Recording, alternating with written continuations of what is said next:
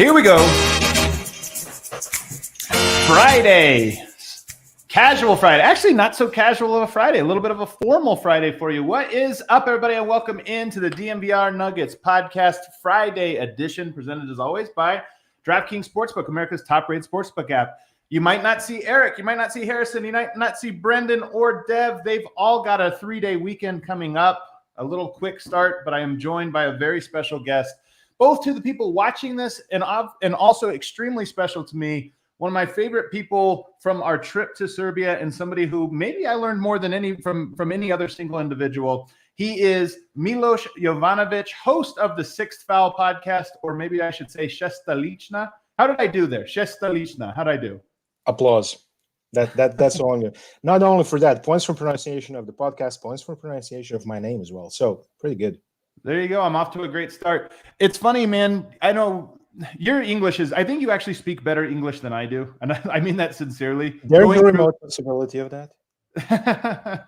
But when you probably know this just from learning another language, speaking and reading it comes easier. Hearing it to me is the hardest part. And so like when I slow things down, okay, I can copy that. But especially with names, when I'm researching names and people are throwing these at me, they all sound like the same name to me. That actually makes sense. I mean, it's a very strange language. Even, my name, for example, sounds horribly exotic to your American listeners and viewers. In essence, I'm like the Serbian version of John Smith. I'm like as vanilla as they come, seriously. So that's like, the top 5 surnames in Serbia are probably Jovanović, Janković, Đorđević, Petrović, and another. So really? It's extremely common. Oh, yeah. Well, when I was Googling for a photo or something, I kept coming on a bunch of different people. So I think you're right. There's a lot of no. There is a person in the political scene in this country who actually ran for president under this name.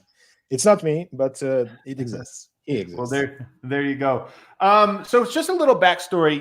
I interviewed a handful of people while I was out there. We obviously talked to a lot of different people just casually, but formal interviews. Miloš was one of the people that we really talked to, and you guys will see this on the documentary. He will be heavily featured. I'm glad I get to sort of introduce the audience to you before then, so you get a sense of it. But he'd be heavily featured because he really, in my opinion, told me the story, and eventually will tell you all the story of the Yugoslavian basketball team and the Serbian basketball team in particular during the late 80s and early 90s in a way that was just so fascinating. And it's a lot of people have commented, Adam, you really seem to have grasped a lot of Serbian culture. I think there's a lot of people to thank for that. But Miloš, I mean this sincerely. I think I got more from you than just about anyone else. And I get the sense that that's a story you both love to tell, but also one that you are very experienced in telling.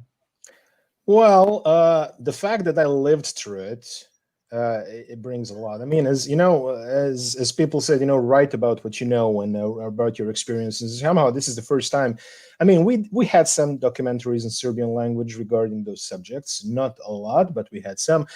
And I participated in some, and I wrote some, pieces and essays and whatever. But basically, it comes natural to me because I lived through it. I was of the right age. You're fairly impressionable when you're 15, when you're 16, 17, 18, sure, and so on. You're young, you feel you can take the world on, and stuff like that. So basically, this is all happening just at the key juncture in lives of people who are about my age. First, you're starting high school, which is a big thing in life of every individual who feels that he's soon to become an adult, but in essence, he's not. But that's how we feel at the time. So you feel so powerful, physically, spiritually as well. And it's happening at the same time when the country is coming out of a very hard period. Basically, it's coming out of a couple of years worth of strife, queues, sanctions, and wars and whatnot. So it's happening right there. It's right there, like it's really behind the corner. So it's kind of hits you in the face. And starting from that point, nothing is the same anymore because all the disenfranchisement, all the disempowerment which you have felt during the 90s is actually going away, just evaporated in smoke, going with 9 3-point shots of Aleksandar Đorđević in the finals. So starting from that point on, you're finding your swagger back. You start re-identifying with the culture and everything, and all of a sudden you're starting to believe because you're a bit too young. I was a bit too young for the late 80s, and the early 90s, but still those names resonate. Dražen Petrović, Paspalj, Kukoc, Rađen, so all those names. So then all of that falls silent. And then 4 years after, you're back with a bang. Like you're reintroduced to your competition, you win it straight away. Then you play the Americans once, so you didn't win it another time. Then you win it another time. So it's like a key formative event in the lives of most people of my age who are into sports. And even those who are not into sports, I think they felt it really strongly at the time. It was such a big event. And as you mentioned, what I like about the story, and again, a lot of our American audience is thinking, what story? Again, a big part of the documentary is going to be me giving my perspective on this story and sharing Miloš's perspective that he shared with me. It's going to be about that. But yes, it was a story that's so interesting to me because it's a basketball story that weaves in and out of culture, history, and everything else of Yugoslavia/Serbia in a way that I just think is so fascinating. So to give you a little teaser, that's a large part of what this documentary, or whatever you want to call it, is going to be about. But I want to talk to you today, Miloš, about this tournament here with Team Serbia because it's so fascinating. And here's where I want to start. I talked to you and Miroslav and Milan and all these people beforehand just to get a sense what's expected of Team Serbia. It seems to me like this coming into this season or this EuroBasket, the expectation was question mark. We don't know. There's a lot of mystery. If you can rewind your mind 2 weeks, what did you feel were the expectations for this team? And has the team surpassed them or met them or underperformed them, in your opinion? I think we have met the sheer basketball expectations, but I feel we have overperformed in a certain different aspect. And I'm going to let you know. We have been burned quite a few times in the last, I'm going to say 20 years. So we had better and worse spells, and we had a couple of silver medals thrown in, and we had a really good spell with Coach Djordjevic before this. But somehow we were always missing that final touch. You get somewhere and the Americans beat you. You get the 2017 EuroBasket finals, and then there's the unfortunate game versus Slovenia where we lose a bunch of key players and Dragic heats up. All of a sudden, you can't contain him. But the thing is, what I really like about this team right now is that it seems that it has rediscovered the unbeatable aura which really great Yugoslav Serbian teams used to have. So in this tournament, I mean, the group was relatively easy, let's just put it that way, with all due respect to the teams which we have faced. However, as the tournament progressed, you could see it was a bit jittery against Netherlands, and you could see it was maybe less nervous against the Czech Republic, but then we absolutely blasted Finland, which is not a bad team by any means. Right. And we played a good game against Israel, and we played a really good game against Poland. And against Poland, you could feel it that we had that case, which I haven't felt for a long time, something like 20, 25 years, that the opponents are starting to lose it in the tunnel. That they see your players, and they're starting to lose it in the tunnel. So how does that I mean, the really good Yugoslav sides, the really good Serbian sides of the past would win half the battle literally at halftime. At halftime, they would just blast you, and then they would coast to the second half, right? We haven't seen a lot of that. The basketball has improved over the years. You cannot really, let your guard down against the Belgians and the Netherlands of this world, because everybody has somebody who knows how to play. It's not the 1980s anymore in European basketball terms. And there is more than just 5 teams, obviously. But I think they have rediscovered that aura, which radiates when you have a really, really good team. So the others might find it intimidating when they see you warming up and when they see you coming out. Whether that translates from group play to knockout stages is something which remains to be seen. But that's a good sign. That's a good sign. And I'm really curious to see how the things will unwrap coming into the knockout stages. The bracket is reasonably tough. The other half of the bracket is slightly easier, let's just put it that way, very slightly. There is a couple of, loose holes in the bracket, let's put it that way, and Slovenia has run into one of them, but they had a very tough group, so obviously they got rewarded by that. However, my standpoint coming as a Serbian basketball fan and as a Yugoslav basketball fan is that, you need to be at your best, and you can't pick your bracket. If you want to show that you're number one on this continent, and this EuroBasket is for such purposes, you have to win it all. I mean, you don't get to pick the bracket picks you in a way. And if you play your cards right, if you play to your strengths, and you play absolutely A game, you bring your A game to the tournament, I feel that, the only right way is to be the best team, which is ahead of you. So I think pulling off of what you're saying here, 5-0 was expected when you just saw the bracket. So in that way, you met expectation because it was, hey, this is a team that's good enough to beat all of those, and to lose one of them would be probably disappointing. Would be, I think, what you're saying, not the end of the world, but yeah. But it would be like, hey, you should have won those games. All of them you were favored in. You should win all the ones you're favored in. So, but what it is then it becomes, we're judging what the team looks like. We're judging, hey, do they look good? And that to me is what stood out. The Finland game, the Poland game, and moments in every game, they just look like, hey, this team actually has a high gear when they want. And we've seen it. It's one thing to see a flash of a team with a high gear, and it's another thing to see a sustained full game of that. And we got both. So I think that's why for me personally, I look at this team and I go, I knew they were going to have Jokic. I knew they would have Micic. So I knew they would have some peaks. But we've seen them sustain those peaks where it all came together with all the players. And that's why I'm so encouraged by it. My other question is, how much improvement have you seen from this team in the last 3 weeks?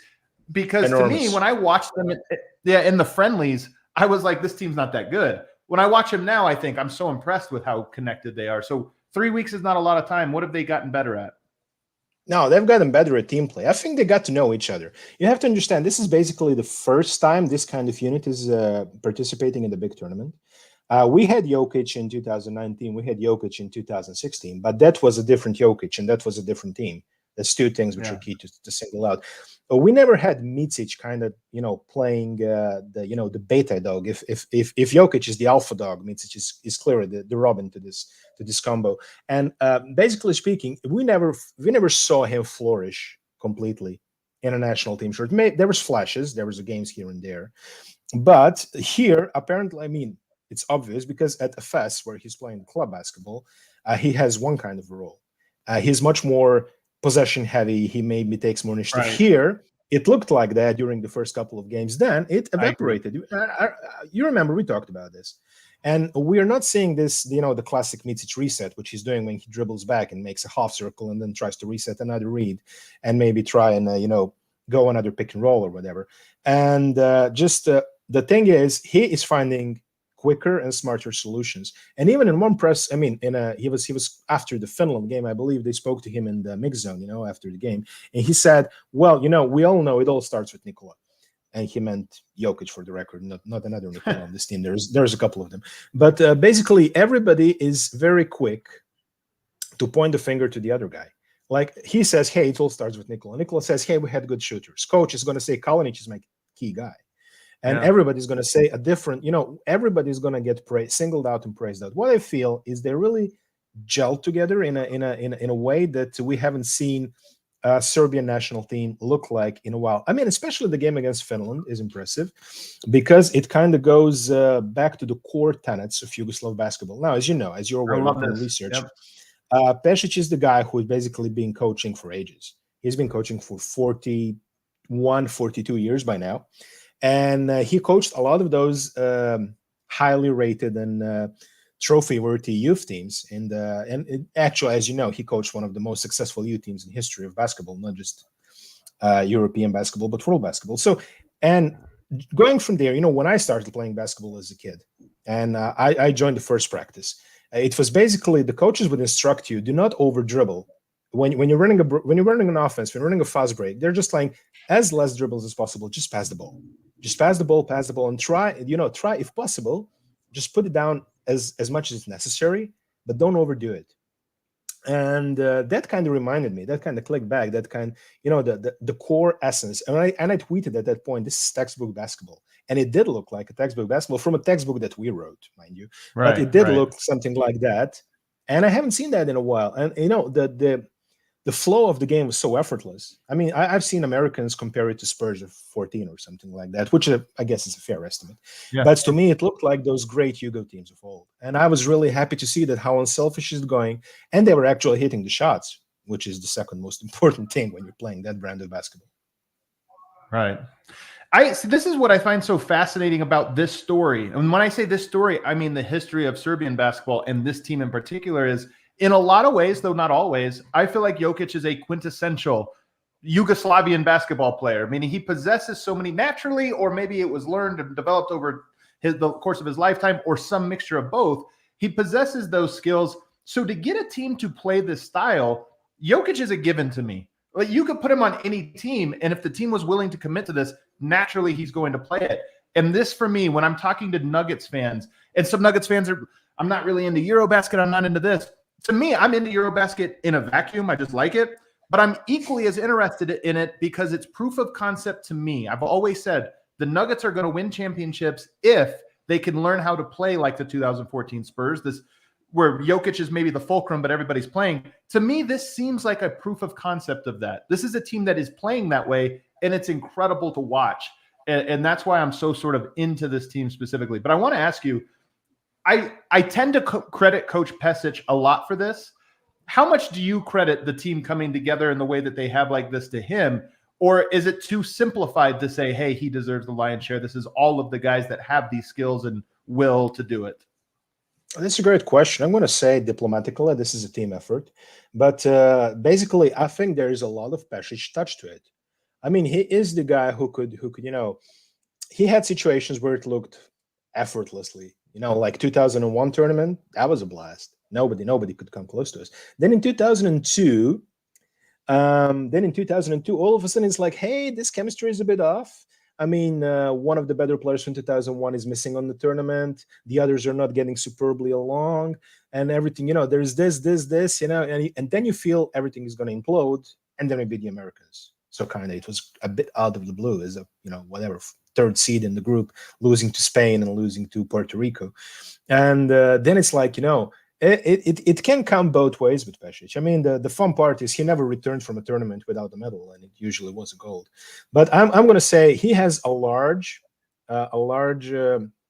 part in this, and the fact that he's like 73 and his team is playing extremely modern right now is a big testament to his adaptability, because this is a man who was basically pulled out of semi-retirement. He had a hip injury a couple of years ago, and he had surgery, had to take a break for like a year or so, and the first job he gets after taking a break is Barcelona.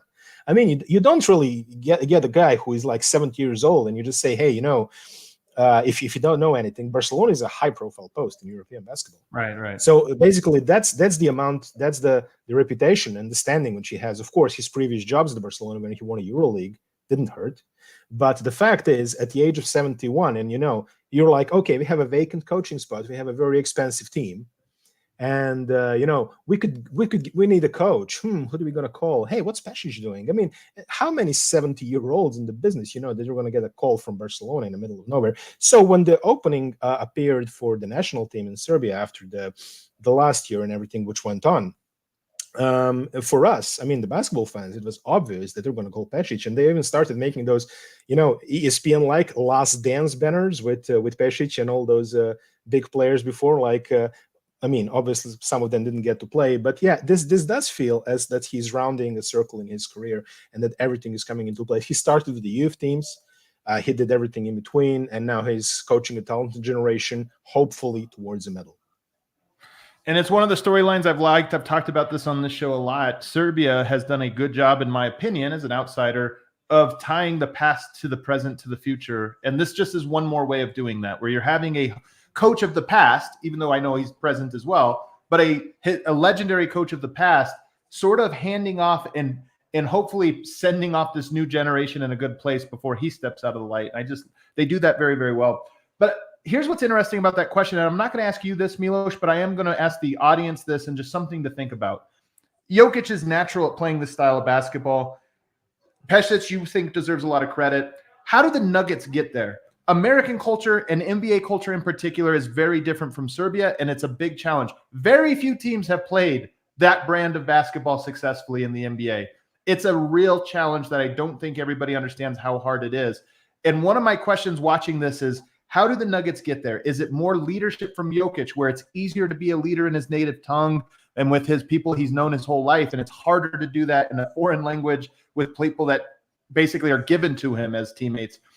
Is that part of it? Is it Jamal Murray? Is it Michael Malone? Is it the whole team coming together? It's an interesting question, and to me, it's going to be an underlying question for this entire season.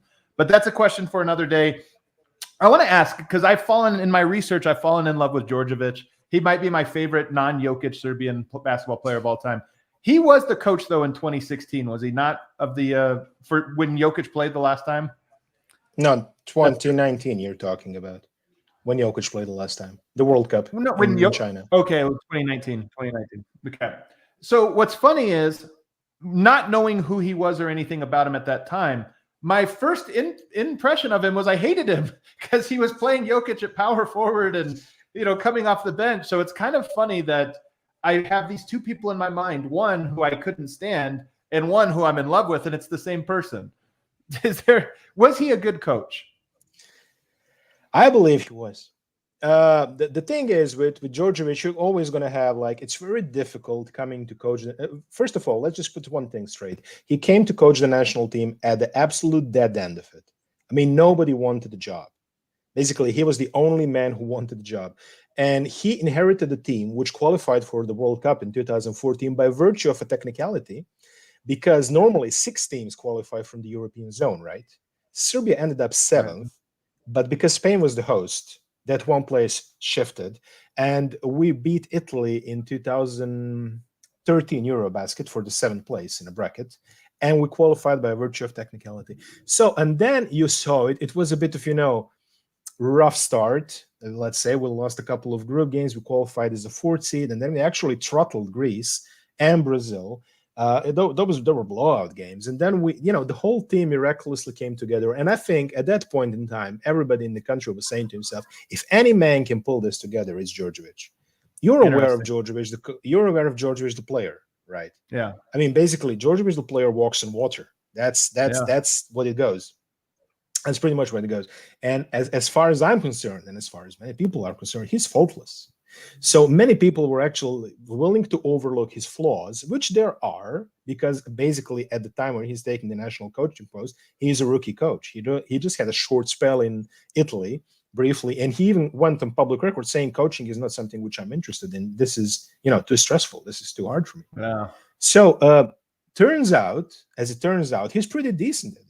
And he came at the absolute low point when we had back-to-back underperforming EuroBaskets, failed to qualify for the London Olympics, which was supposed to be a big project for a generation of players. So he steps in, steers back the ship, wins a couple of gold medals. Sure, he missed out on a couple of things as well, and he had his flaws, definitely. But I feel in history, I think we will be looking at the Djordjevic era where actually he steadied the ship, not necessarily results-wise, but I'm going to say he brought the faith back to the people.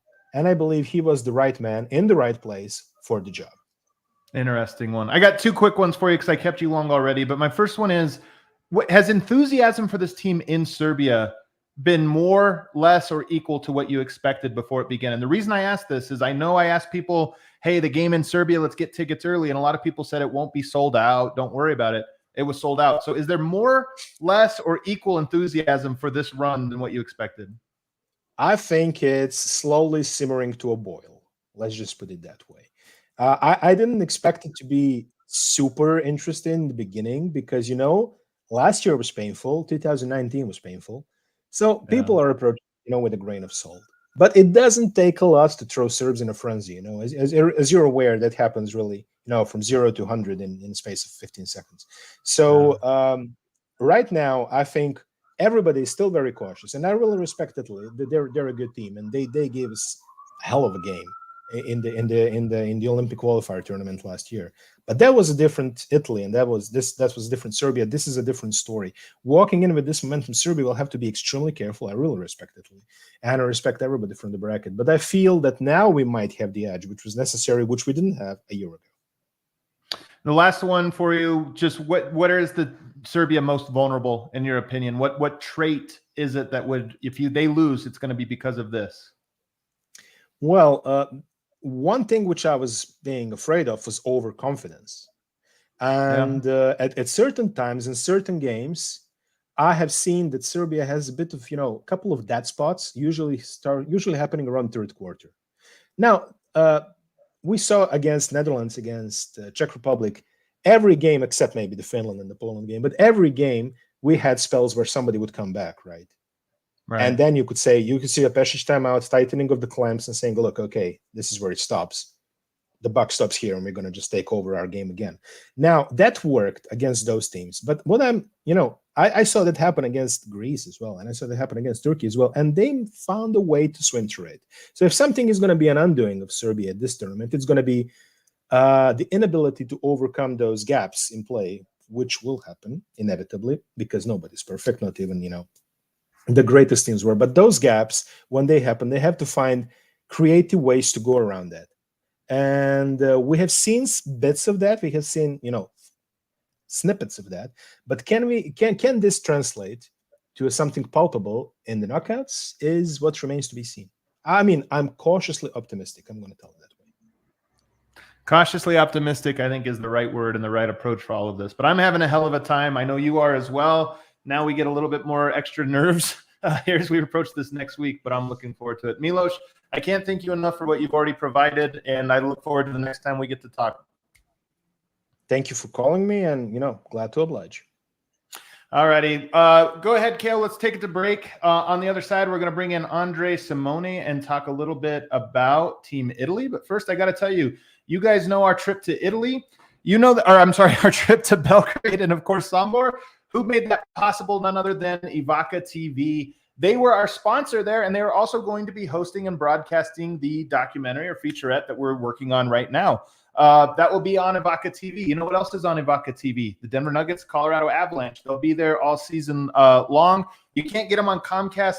Never go back to Comcast. If we can get that terrible, corrupt organization out of our lives forever, then it would be the best thing possible. Oh, look, we got Andre in here to help me with Ivaka. if we could do that, it would be the best thing possible. So check out Ivaka TV. Lots of people have been hitting us up telling us that they have made the switch. The documentary was the thing that pushed it over. And if you want a link, you can find it in the description. Ivaka.tv/Colorado10. That's evoca.tv/Colorado10. No contracts, no catches. Ivaka TV is made for champions of the remote. Also want to tell you guys about DraftKings Sportsbook. You guys know them, the presenting sponsor of this show. Football fans, what is this Sunday? Yes, it is the EuroBasket first round of 16, but it is also the start of the NFL season. DraftKings Sportsbook, an official sports betting partner of the NFL, is giving new customers a can't-miss offer to celebrate and return the NFL season. Right now, new customers can bet just $5 and get $200 in free bets instantly.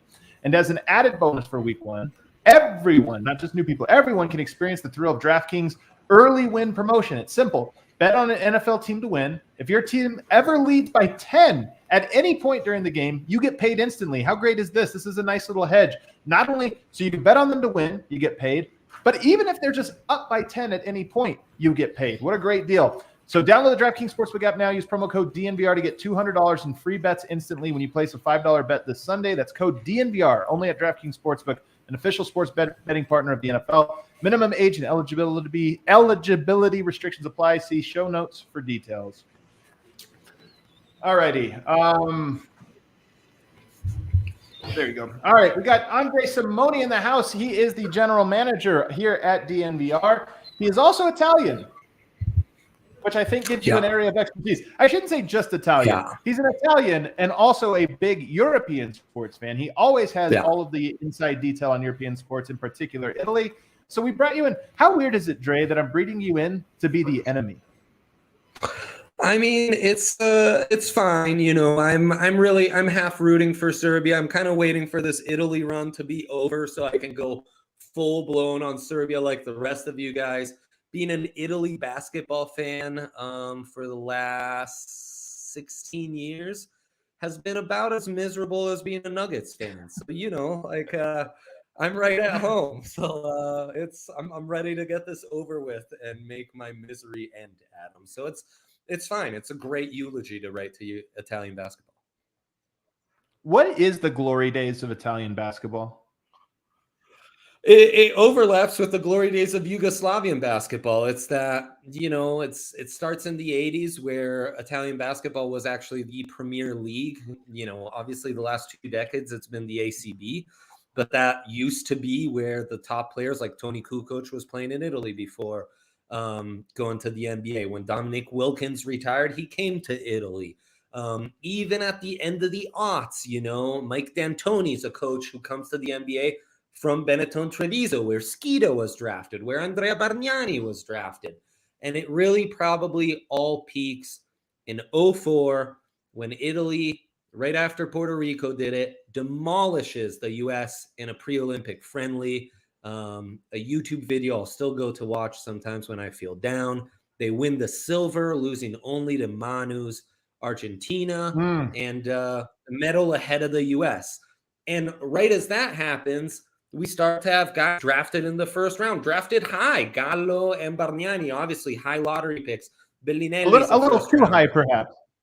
Yeah, I'd say that was also a whack draft because all of a sudden a class was eliminated. You couldn't draft high schoolers. You had to wait for that freshman class to come in.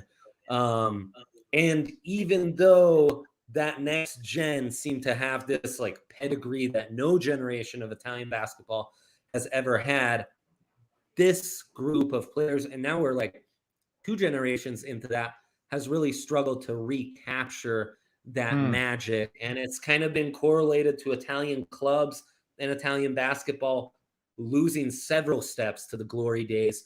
And, you know, a lot of it is financially based, where the money in Italian sports just isn't there. And while soccer might be able to maintain a little bit, basketball's really suffered. Do you have a EuroLeague team? Yeah, the Milan team is my EuroLeague team. It's a tough fit for me. Their main sponsors are Armani. I'm not exactly a very high fashion guy, but you know, he's a great owner, so I appreciate that. But yeah, my team is Armani Milano. So there you go. I would love if you were just wore Armani, even though it doesn't fit your vibe necessarily. If you're like, hey man, it's my team. I'm coming in a suit. I've got my bag. It's my team, man. If I could, I would pull it off, Adam. But I grew up in the fashion capital of the world and went counterculture and just decided to dress like a bum. So that's where I'm at. That's hilarious.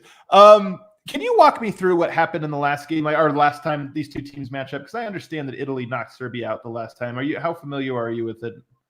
Yeah, I was watching. It was a bit of a fever dream. It was a much different Serbia team and a much different setting because it was an Olympic qualifying tournament. But to get to the final and beat those guys was a big surprise. And it's a very similar team for Italy than the team that they had last summer. So yeah, they just faced off in this final, and Italy kind of demolished them. The final score, 95-102. Actually doesn't really represent what a blowout that became in the second half. Italy just got hot from the 3-point line. Guys couldn't miss. They had 3 dudes go off for 20 points or more, and that was kind of a wrap. Micic was really the top player on that team that's still on this team, and he didn't quite have it. And I think Italy's length and shooting just really hurt them, and they were able to channel some really good perimeter defense, which has been a mixed bag for this national team. Since then, the biggest change is they have a new coach, Neo Sacchetti, a more vaunted coach, was their coach last tournament. Now it's Gianmarco Pozzecco, who back in the day was kind of the AI of Italian basketball, this like flashy point guard who was also very controversial off the court. He does not have the kind of coaching chops that other national team coaches have had in the past for Italy. Milos had a great breakdown on kind of the coaching history and how Sasha was kind of put in a rough spot in 2019 when no one else wanted the job. That feels like Pozzecco this year, because Italy, the one thing they have maintained is elite EuroLeague level coaches. And right now we don't have one of those elite EuroLeague level coaches. We have a guy who's all heart and passion and kind of trying to build a new gen, a next cycle, you know, and hoping this can be more winning than the last almost 20 years have been. Messina, D'Antoni, what other big names are there? Yeah, Messina, D'Antoni are the big ones. I mean, and they blew it with Messina. I'm blanking on a couple other ones. There's Simone Pianigiani. Pianigiani was really good with Siena and has coached around Europe prior to that. His tenure was terrible. There's a great viral video of him yelling at the bench, like, "What the fuck are you guys doing? Do you even care?" Gallo was on the bench for that. That was fun. And then there's actually at Bayern Munich, there's a phenomenal Italian coach right now whose name I'm also blanking on. But I mean, the Italian coaches are good. It's just hasn't worked out for the national team. I like this question here from Maxwell. He says, Adam, do you think about this one? And the reason I like it is because, yes, I do. Do you think about this one? Doncic, still very young and already won EuroLeague with Real Madrid and EuroBasket. He's got some big wins under his belt. Giannis obviously won an NBA championship. Jokic hasn't won anything, any team trophy yet. I actually do think about this a lot, and I don't think about it in the terms of like, oh, Jokic is a loser, you know, like, can he win? I don't think of it in that. I think of it in terms like this. And again, this is another reason why I think Nuggets fans should be interested in this, even if they don't connect necessarily the same way I am with the Serbian team. You still connect with Jokic. And that is to say that I do think there is a confidence boost you get when you win something. For Giannis, getting over the hump and winning an NBA title, to me, makes the next one easier. Now, of course, they had injury luck last year, just like the Nuggets did, and it took them out of it. But to me, I look at Giannis and I think he has less pressure now than he did 2 years ago before he had ever won anything. With Luka winning EuroBasket so young, winning a EuroLeague title, it's not the same as the NBA, but it is something. In winning EuroBasket in particular, the way that he and Team Slovenia did the last time around is such a big deal that I have to think it makes an impression. And lastly, for Jokic, EuroBasket is big. I think he personally got a bump from winning the silver. And look, I know from talking to a lot of Serbians, when you play EuroBasket, the gold is the standard. When you play the Olympics and the World Cup, gold you would love, but there's an understanding that if the U.S. brings their A team, you can't get too upset about losing to that team. And Jokic and Team Serbia almost beat Team USA one time in the regular play, and then kind of got blown out in the championship game and took a silver. That's like a silver and a half in a way when you lose to the totally, focused USA team. So he has won, and I think that silver medal actually gave him a confidence boost and has propelled him to where he is now. And I think a gold medal, I don't know Jokic well enough to say this, but I really truly believe it means a lot to him, and he'll just never say it. And if he gets it, to me, I think it'll mean a lot to him because he wants to bring a EuroBasket gold to Serbia. I don't think it's a mistake or a coincidence that he's playing this year. He wants to bring that gold, and I think it'll give an added bonus, too, of, like I said, proof of concept of, hey, I know what I need to do now to get an NBA championship. I need to find a way to get our team to play like that team. And that's why, to me, this is such an interesting week that is weirdly important for Team Serbia and for the Denver Nuggets. Well, and I mean, as you've witnessed, like the pride Serbians have is huge. The pressure comes with that kind of pride. I think in some ways you could almost argue that this matters as much as an NBA title to a guy like Jokic. This is a big deal. This is a big deal to be able to add that to the mantle. I mean, just remember how Dirk reacted when he finally was able to qualify Germany to the Olympics, qualify them to the Olympics, not win a medal, not win a trophy. And I think that was a stage in Dirk's career where he had yet to win a title. This stuff really matters to these guys, and they're big deals in their home countries. So yeah, I think this would be huge for Jokic's legacy, no doubt. Have you been impressed with Team Serbia so far? Do they look to you like not a juggernaut, but do they look like a favorite? They do. They have moments where they look really good. What scares me is the lulls that they have, and the somewhat streaky shooting. Like if you're not a dead-eye shooting team in these tourneys, you're always concerned of, especially with the lulls they've showed, that you're going to catch that one team that just cannot miss from the three-point strike, and then you might be in trouble. But generally speaking, their length at forward and on the wings, beyond Jokic is nice. They've seemed deeper this year, and it seems like Jokic's developed a bit more of a chemistry with some of his teammates, and they're kind of finding a way for him and Micic to both get to their games, get to their shots without kind of stepping on each other's toes. And I think that's huge.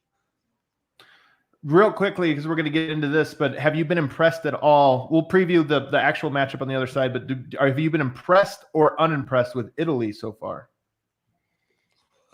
The loss to the Ukraine was absolutely devastating. They had me. What happened in that game? I didn't see it. Was it Svi? Did he go off? No, they just got bullied on the boards. They were able to lose by just 2 to Giannis and Greece, and that's because they were really hanging tough on the boards. And eventually in the second half kind of got hot shooting and were able to close what was a 16-point gap to a 12-point gap. So I'm riding high coming off that near loss to Greece, and then they just got demolished to the Ukraine, kind of put in their place. It's so, yeah, I haven't been super impressed. It's the standard can only be so high. You only have so many high-end EuroLeague guys on this team. You know, like Spain has an entire roster of high-end EuroLeague or low-end NBA guys. Serbia is basically a starting 5 of those kind of guys. Greece has several more. We're just not at that level. So you can only expect so much. And honestly, their backcourt is like infuriating and hard to watch a lot of the time. Well, I want to pull on that thread because rebounding to me, if you told me the key to Serbia is rebounding, I go, oh, okay, they're going to win then. Because to me, it's the one thing I've always said. Jokic, I have so much faith in him to do a lot of things, but the number one thing I have faith for him to do is rebound. And if that's a key, I feel absolutely great about it. But first, I want to tell you guys about the Breckenridge Brewery Hootenanny. Breckenridge Brewery has a birthday coming up, 32 years young, younger than myself, Andre, just a wee pup, that Breckenridge Brewery. To celebrate, Breck Brew is throwing a weekend-long Hootenanny. Kick off the fall with live music, food, beer, and, of course, the games. October 8th and 9th, you don't have anything going on. That's right before the Nugget season. October 8th and 9th at their Littleton location. They've got national acts like the Spin Doctors. I remember them from my childhood. Were you a Spin Doctors guy there, Andre? No, not really. Not quite a spin. I don't think they made it to Italy. They didn't quite make it to Milan. You could have lied for the ad. Local favorites, Railroad Earth rocking out. So stay tuned to Everything DNR for the Hootenanny giveaways leading up to October 8th. And once again, check the link in the description for more information, as well as to purchase tickets. Also want to tell you about a brand new partner we have here. You guys know when we got brand new partners, we get excited. Travis Legal. You've been in a car crash that wasn't your fault. Now you have injuries, medical bills, lost income, property damage, and have to deal with the disruption to your life. So now what? Where do you go from here? Don't assume that the insurance companies will look out for you. Insurance companies will go to great lengths to tilt the playing field in their favor, and you need an experienced attorney on your side who has your back. Travis Legal Offices understands how hard it is to deal with the aftermath of car collisions and wants to be in your corner fighting for what you deserve. Travis Legal Offices is a family-run law firm experienced in Colorado personal injury cases and insurance disputes. Travis Legal Offices has attorneys who were educated locally here at DU and CU. You guys know I'm all about the Colorado people here. At their law schools and a staff that has more than 35 years of experience in handling personally injury cases. Call Travis Legal Office today at 303-766-8766 for a free consultation on your personal injury matter. That's 303-766-8766. And again, these things will be in the description of this show. So whether you're listening to a podcast or watching it on YouTube, you can get that right there in the description. They've got a great motto here, TravisLegalOffices.com. Respect, response, results. It's Travis Legal. All right, back here with Andre Simoni, General Manager here at DNVR. So tell me the guy here. How do I say his name? I know he's the guard player here, and I know he's with the Utah Jazz, but what's his name and what's his deal? Yeah, Simone Fontecchio. Fontecchio? Yeah, Fontecchio. Fontecchio. Got it. There you go. There he is. There I have he to is. do this. I have to. It's a Fontecchio. It's Fontecchio. See, maybe that's what I need to do with my daughter. It's just get into the hand gesture. Actually, speaking of which, a little aside, Aaron Gordon at the game the other day, we did a whole segment on how cool it was, and I missed maybe the greatest detail, Andre. You might have missed it too. In one of his photos, Kale, maybe if you have that handy still on the computer, he's giving this one, which I don't know if you know this, Andre. This is the Serbian hand side. Somebody told me it was the Father, the Son, and the Holy Spirit, like the three fingers. Orthodox Christianity, obviously extremely popular. Somebody told me that. I don't know if it was intentional or not, but in his photo, he's given this one, and I'm sitting here thinking, like, Aaron Gordon, like he has a little prep. Even before his trip, he had to learn a little bit so that he could really connect. I don't know, but either way, I was very impressed with that detail. Yeah. There it is. Look at him. Look at that. I mean, wow. And I almost, because in Europe, when you count and you start at 1, you would actually use your thumb instead of your index. So technically that could be him holding up a 3 sign, instead of doing the classic goggles 3, that's European 3 right there. I think you're underselling this, and I don't like it. Yeah, no, I don't get it. I wasn't in Serbia for 10 days, so I'm out the loop, Adam. There you go. I defer to you and Aaron Gordon. But yeah, Simone Fontecchio. Aaron on this one. Exactly. Is a really intriguing guy, a guy who my team should have signed. Ettore Messina, the former Spurs assistant and now the coach of my Milan team, said that, they were about to sign him, and he kind of told him, like, I only thought we'd offer you like 10 minutes a game. Instead, he goes to Germany and really breaks out, kind of becomes one of the EuroLeague's young stars. He's got length. He's bouncy. He's going to be the one guy on this team with some shot creation ability, a little mid-range game to him. His defense is plausible, though in this tournament, it seems like guys are blowing by him a little too easily. And he's also going to be one of the few guys who can actually be a factor as a one-man fast break. It'll be really interesting to see how he does at the Jazz. I think there's more NBA skill and ability than the last 2 guys who've come across the pond from Italy, and Nicolo Melli and Gigi Datome, who didn't really make it more than 2 NBA seasons as like true dead on the bench guys. So he's intriguing. He's a legit like NBA wing with size and some offensive skill and some athleticism to him. And that front court with him at small forward is really like the strength of this team. How tall is he? I think he's listed at 6'8". So wow. Not bad for a small forward. Yeah, you're right. In Europe. Oh, yeah. In my mind, he was way smaller.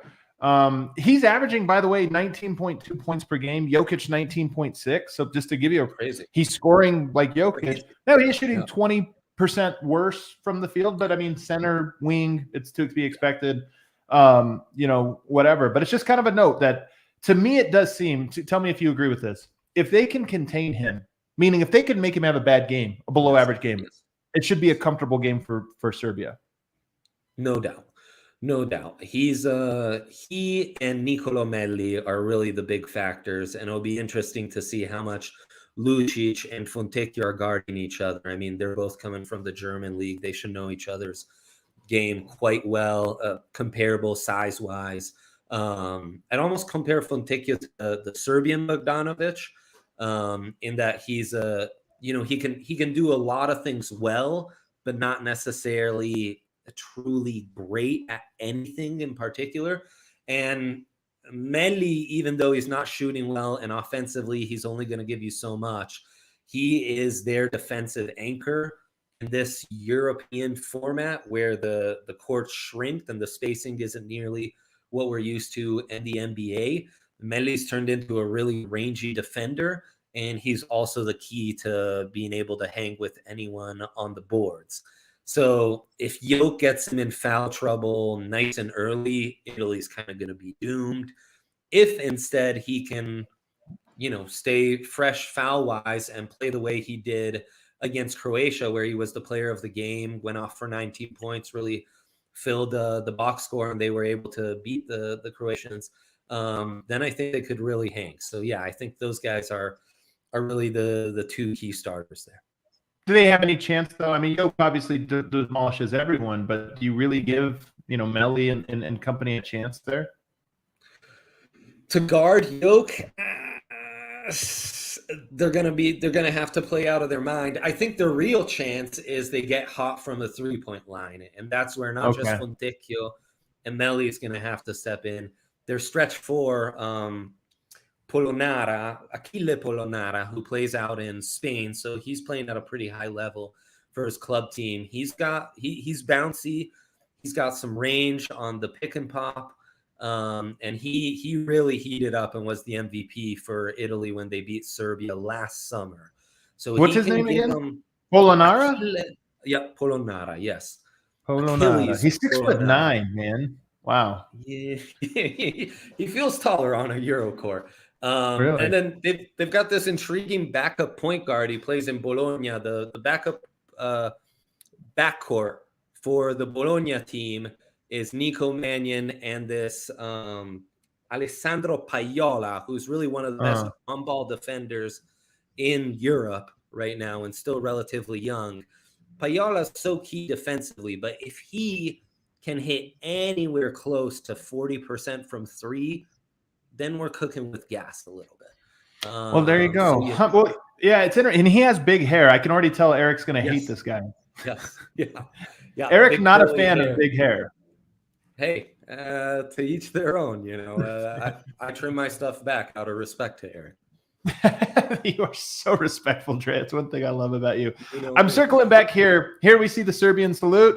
Here we see this guy who is there at the waterfront. He runs a bungee court. He calls himself the Nikola Tesla of bungee jumping. And then you have this one here, of course, Nemanja Jokic, along with superstar Dev, who himself knows the Serbian salute.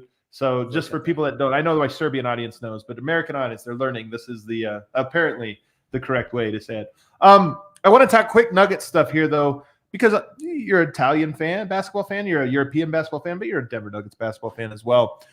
Indeed. Jamal Murray is back in town, according to the Nuggets social media accounts, and working out with the rest of the guys who have been here for most of it. You know, the youngsters, they tend to stay close, trying to make good impression on coaches and work with the coaching staff on the things they're supposed to. You got Zeke Naji, Bones Highland, Christian Brown, Davon Reed, Peyton Watson, all of those guys, Jack White, those guys have all been in town, but Jamal Murray is actually starting to, he's starting to work out with those guys, at least on the videos. And I think it's kind of meaningful. I feel like him working out in 5-on-5 situations with the team, these are probably, they're all happening behind closed doors. I imagine they are important events for Jamal Murray's ramp up towards training camp.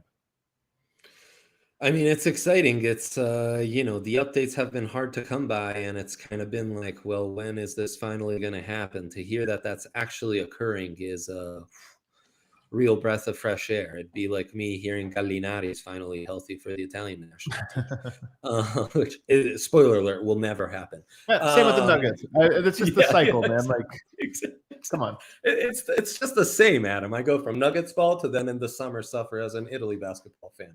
It's just a natural transition. But no, I mean, that's obviously huge to think that Jamal is already getting back to 5-on-5 and think that he could actually be ready to start the season, which I imagine is the timeline. Yeah, I mean, look, the whole question I have, one of the big questions I have is at training camp, where is Jamal? 100%? We need to ramp him up. You need to get used to it. Or is it, hey, we're taking things slow? And just seeing him go through some of these reps, to me, you have to imagine him and Bones going back and forth at each other, playing alongside each other, just getting reps. And I hope that's raising the both intensity and comfort level for Jamal so that when training camp comes, there's a mental hurdle to all of this. And I don't expect it to be 100% over, but I do imagine these workouts are at least chipping away and getting you closer there. And that's why I just thought it was so cool to see him participating in those 5-on-5s. Yeah, I mean, having one of your franchise players here with the team while Jokic is over in Serbia is also really nice. You know, he's one of those guys that's got that dog in him. So for those kids to kind of take that in and be around it is huge. Is there one take you have on the Nuggets you want to get off your chest just for this upcoming season? One player or one event that you think is going to happen or something like that? I'm putting you on the spot. I know. You have quirky taste, man. You got to have some random player. Like, are you a big Vlatko Čančar fan or something? Is there some weird guy that you're like, hey, man, nobody's talking about? I mean, I like these two rookies. I like the two rookies a whole hell of a lot. I'm probably higher on Peyton Watson than most. I just think there's a lot of tools to work with. And I really think Christian Braun is kind of what the doctor ordered, and a guy that should be in that rotation sooner rather than later. Maybe my hottest take is they got to still figure out that backup center spot, which might just be stupid. But I feel like there's a lot of teams where that's already such a disadvantage against their starting fives. If you could throw out a little more size with that backup unit to keep that mismatch going in the Nuggets' favor, that could be huge. But I'm high on the rookies. I'm really all in on Christian Braun. And I probably called Braun just a second ago. Shame on me. And yeah, I think it's they impossible need a backup not to. Yeah, it's hard. It's like so annoying that every time I do Brown every time. That's how I say his name. His name is basically Brown to me in my head. He is Andre Simone of DNVR Bets. You can catch that every day. He's also on the Tailgate Show. He's also the general manager here at DNVR. The Tailgate Show, by the way, back Sunday morning. Dre will be there drinking some beers, making some predictions, and who knows, maybe making a fool. We'll get the full trifecta. That we do know. That's the one guarantee we do know. Yeah, I'm honestly struggling with all these European sports and EuroBasket. There's a volleyball world championship going on right now. I had 2 guys in the U.S. Open. I'm kind of struggling to even stay locked in on one sport during these weekends. It's been fun, but my family also hates me for it. So, I got that going. The next couple of months, those are the months where our families really hate us, man. We're just gone so much. Indeed. And hopefully we're both not divorced by January. Everybody, thank you so much for tuning in. Don't forget, if you're in Denver, don't forget the DNVR bar is opening tonight. We're throwing a little bit of a party. So if you're in town, come on, hang out with us. I'll be here eating some food. I haven't decided what I'm eating tonight. But you know what you're eating tonight, Dre? No, I got to see the names. The names on the menu are really going to sway me. I know there's some great named burgers. So I'm leaning that direction, but I need to assess the full menu before I can dive in. Kale in the behind the scenes is saying he's going for the avalanche nachos. I got to be honest, man. That's what I want, but I've already had them. And I feel like it's early days. I got to sample. I got to stretch my wings, try to get some different things. Either way, we're going to be here. We'll also be at the bar on Sunday. I am told we will have the game on. I think our doors open at 10. The game starts at 10. So it's going to be one of those things where we walk in, have the game going all at once. But it's also the first day of Sunday football. So what a great day for you to come down to the DNVR bar Sunday, catch a little Jokic, catch a little Serbia, catch a little NFL. We'll have all that going. Everybody hit that like button on the way out, and we will see you Sunday for a post-game show. Adios.